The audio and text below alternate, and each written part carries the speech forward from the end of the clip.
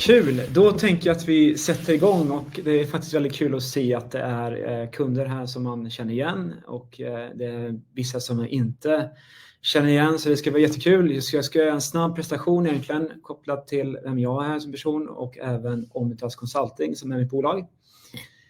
Jag heter Filip Olberg och jobbar som säljare på Omnitas Consulting. Har jobbat här cirka ett år och har en tidigare erfarenhet att sälja många system, affärssystem, ERP-system från projekthantering, CRM, HR, lönesystem etc. Så jag har väldigt stor bagage egentligen på och många samtal med kunder i form av olika upphandlingar när det kommer till liksom, SMB-skiktet i den storleken, men också även enterprisebolag.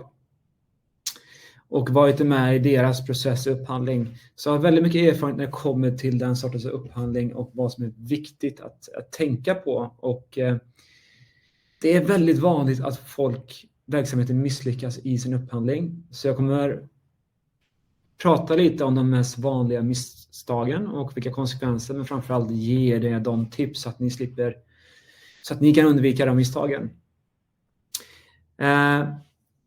Om vi börjar titta först lite på agendan så kommer vi dra lite kopplat till Omnitas Consulting, vilka vi är som bolag och sen gå in på webbinariets innehåll, vad som handlar om varför detta webbinar, alltså vad är skälet, vad är målet och syftet med det här webbinariet.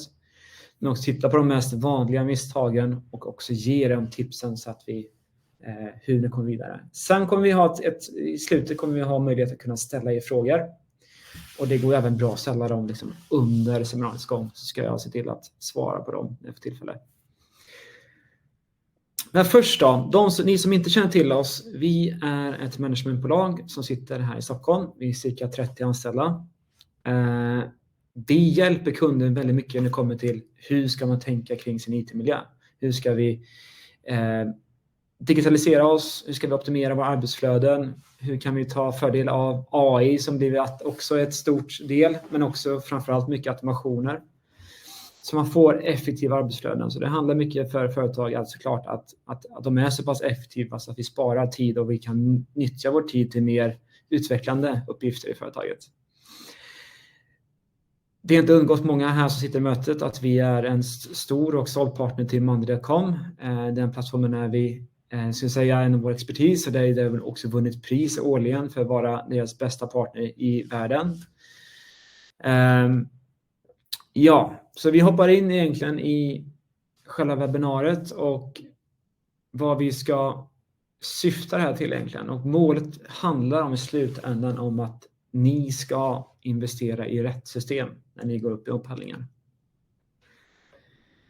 Det likaså så handlar det om att man ska ha en tydlig och effektiv köpprocess. Det är ingenting som ska komma i vägen under köpprocessen, utan allting ska vara ganska klart och tydligt i hur ni upphandlar system. Sen handlar det också även mycket när det kommer till känslan att man ska kunna, när man möter leverantörer ska man också gå in med ett bra självförtroende. Man vet vad man vill att man ska åstadkomma, för man har gjort det grovjobbet. Och här, det är någonting som många underskattar. För det är väldigt många som kommer in i ett möte och möter leverantörer som pratar om hur folk jobbar i systemet. Och så sitter man som kund och inte riktigt har ägandeskapet i upphandlingen, utan leverantören nästan tar över och säger till hur ska ni jobba? Och det är viktigt att den matchen finns, att man har 50-50 här, att man kan ställa motfrågor och få motreaktion, för det är någonting som är viktigt att båda egentligen går in med samma insats i den här, så att man känner som kund att man har kontroll. Man vet vad man köper och man vet att det här kommer täcka sina behov.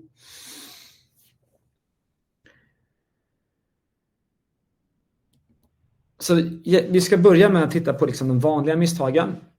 Och det första handlar mycket om, och som vi lever i ett samhälle i, skulle jag säga, att vi går lite för snabbt fram för vårt eget bästa. Det är väldigt vanligt att verksamhet idag bokar, nu ska upphandla ett nytt system, och så börjar man boka leverantörer och har kommande veckor fullbokat med olika leverantörer som man träffar. Och sen så sitter man efter en månads tid där med 40 olika offerter och tänker vilken ska vi köra på, och sen så utgår man egentligen bara utifrån priset, egentligen vilket som styr. Eller så backar man och säger nej, vi fortsätter, det är inte riktigt vad vi vill. Jättesnabbt, jättevanligt ska jag säga. Och det handlar mycket också i den här punkten som handlar om att man har gjort dåliga förberedelser. Man har inte tittat på vilka system har vi i vår IT-flora idag. Hur ser den IT-stacken ut? Vad har vi för någonting i bolaget? Men verkligen också så här gå ner på våra arbetssätt. Hur ser våra arbetssätt ut? Och hur ser också behoven ut med de arbetssätten i våra nya system? Men också titta på, göra en kostnadsanalys. Vad kostar de här arbetssätten i tid och pengar? Och vad kan det få för övriga konsekvenser? För oftast är det ju så att många avdelningar i organisationen är lite beroende av varandra. Så det kan skapa mycket konsekvenser ute i alla led. Men också så här, en jätteviktig del att titta när man tittar på systemupphandlingar. Att titta långsiktigt. Alltså 5-10 år, vad kommer vi troligtvis vara då? Det kan man ju spåna liksom. Man kan ha ambitioner framåt. Också viktigt att ha den bilden av att sina behov kan kanske förändras. Det är därför otroligt viktigt att titta också när man är ute och kollar och träffar leverantörerna. Vad har de förutsättningarna? Har de ett öppet API? Behöver inte betyda att det är helt öppet. Man kanske bara kommer åt åskilda fält. Så det är också en värdering. Hur öppna är API egentligen? Vad kommer vi åt här? Det här är också någonting som verkligen många inte förankrar heller inom organisationen. En köpprocess. Man har inte involverat de nyckelpersoner i alla led ska jag säga. Och beslutsfattarna inte med. Jag tror många kan känna igen sig när man har gått igenom köpprocess. Och i slutet så träffar man IT eller Legal och så säger de nej, det där går ju inte. Det där är inte säkert system. Det kommer vi inte upphandla. Och så har man lagt oändligt många timmar på den här upphandlingen och så slutar det med att man får skrota den. Och sen så sitter man i samma system igen. Och den sista punkten handlar ju mycket också om att man ska räkna på investeringen. För det måste också vara lönsamt för man ska göra på. Och det, om man inte gör det så hamnar det ju i den slutsatsen. Det är för dyrt. Och då har man inte riktigt tittat på liksom, vad kostar våra delar idag och vad med den här lösningen. Hur kommer det förändra? Vad kommer vi kunna vinna av den här lösningen? Vad kan vi räkna hem redan då?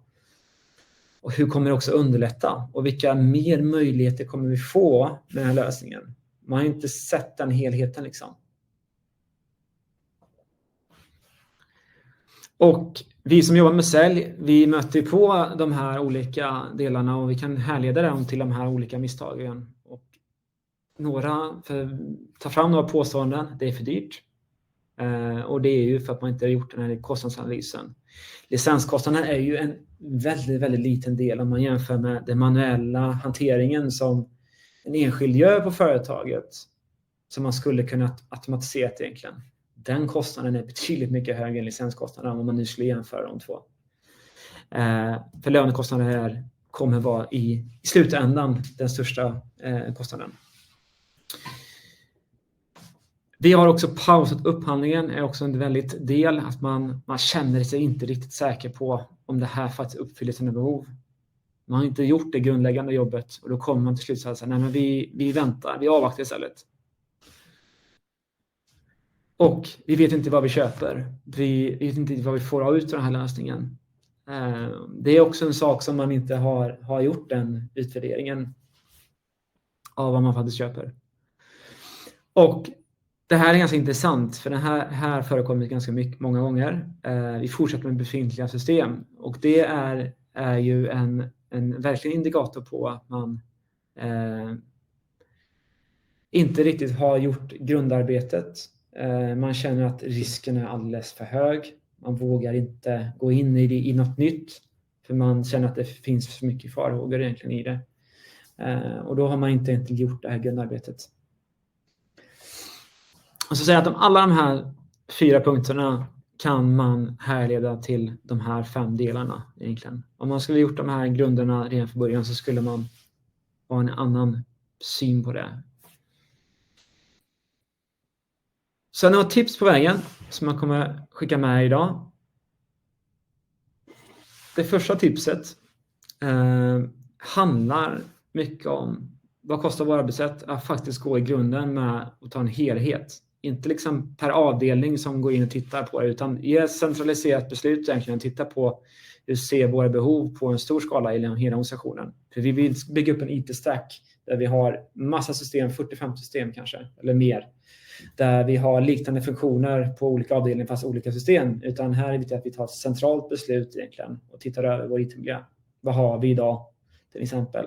Har vi det vi behöver? Och sen också utvärdera de här arbetssätten egentligen. Alltså vad är våra arbetssätt? Vad är våra pains? Identifiera, kartlägga dem. Vad lägger vi mycket av vår tid? Och räkna ut den liksom i tid också. Inte på enskilda anställda, men sen också multiplicera med de andra som gör liknande jobb. Då kommer ni få ut en kostnadsbit. Och när ni har byggt ut de här scenarierna så är nästa steg egentligen att ta fram en kravspecifikation som kommer också bli ett underlag för er sen när ni går in i möte med leverantörerna. Här kommer ni vara ganska intressant, för här kommer ni att kunna få ut de här scenarierna med olika kostnader i tid och pengar och kanske andra möjligheter som ni förlorar. Här kommer ni kunna se att det som vi trodde var den största kostnaden inte var det, utan det var den här delen som processen som var absolut största kostnaden. Det är ganska intressant och det är lärorikt att göra en sån process. För där är också i nästa steg så är det viktigt att ni rangordnar, prioriterar. Så att ni har kanske en skala 1-3 där de som är rangordning 1 då är de som är urgency liksom. De som är viktigast att sortera först. Att lösa först. Ni kommer få så bra koll på vad ni faktiskt har och vad som faktiskt kostar och kunna titta på det här när ni också är i möte med leverantör. Kravspecifikationerna är superbra att kunna skicka till leverantör och be dem faktiskt svara upp till den här. Får ni också bättre beslutsunderlag ju längre fram ni kommer i processen, för då har ni någonting att kunna härleda till. Sen kommer vi till tredje punkten och den här är någonting som många underskattar. Att upphandla system kräver resurser från organisationen och det ska man också allokera för. Men också sätta en tidsplan att behandla det här som ett projekt under en period ska vi göra och ha en deadline för de här olika delarna när ni möter med leverantörerna. Och även gå ner på resurser, liksom identifiera vilka kommer vara beslutsfattare, vilka kommer vara påverkare här. Få med dem redan från start och säga nu kommer vi gå in i det här projektet och jag vill att alla ska bekräfta och vara med på det här liksom. Och få fram alla behoven. Att sätta den tidsplanen är superviktigt och även liksom gå ner på detalj att vem kommer behöva vara med i första mötet och i andra mötet. Att verkligen se till så att alla är med på tåget så att vi inte kommer längre fram i köpprocessen och säger det här visste jag inte någonting om och det här strider egentligen mot det och det. Så vi kan inte fortsätta. Det vill vi inte ska hända. Det är viktigt att alla nivåer och de nyckelpersoner får sin åsikt in i lösningen för de kommer använda den. Men också att C-level också är med där. Det är väldigt vanligt att många skickar en person på företaget och säger ut och reka system och sen så kommer den personen tillbaka och så får de skickar ut offerter till de på C-level som inte har mycket att gå på. De har en offert och ett pris och så blir det de gör en bedömning utifrån.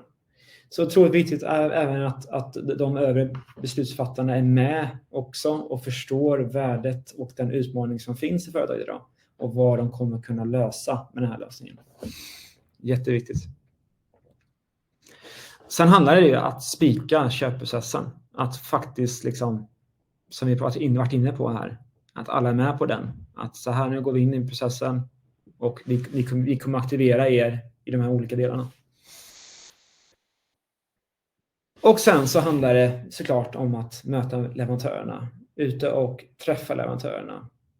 Och när ni har gjort alla de här delarna så kommer ni, när ni är ute och tittar på marknaden, träffar de här leverantörerna som är intressanta för er typ av bransch, så kommer ni ha som jag åter tillbaka, ett väldigt bra självförtroende. För ni vet vad ni har i behov av, ni vet vad som faktiskt kostar. Och ni kommer komma jämlika med leverantören och kunna ha en bra dialog och ni kommer känna att ni har kontroll och ett ägande i egentligen den upphandlingen. Och det kommer göra att ni kommer inte hamna här längre i de här olika påståenden. För ni har redan hanterat dem, behandlat dem internt hos er. Så ni vet att den här investeringen kommer vi tjäna så mycket pengar på och det här kommer skapa de här möjligheterna för oss. Så det var egentligen allt. Det var faktiskt mina tips för dagen. Väldigt snabbt och enkelt möte. Jag tycker det handlar också mycket om det här att vi ska ha effektiva upphandlingsprocesser och bara vi planerar för det och gör grovjobbet så kommer det gå vägen. Så ska vi se om vi fått några frågor i chatten här. Så om ni har några frågor så är det bara att ställa dem nu.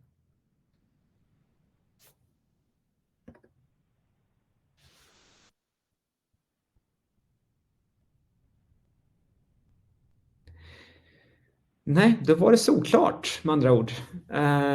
Då får jag tacka så mycket för att ni tog er tid att titta på det här. Jag hoppas att ni kan ta lärdomar och om ni undrar om någonting mer eller har tips så finns ju alltid, ni har mina uppgifter på sista sliden. Så får ni ha en supertrevlig dag så hörs vi. Ha det bra nu!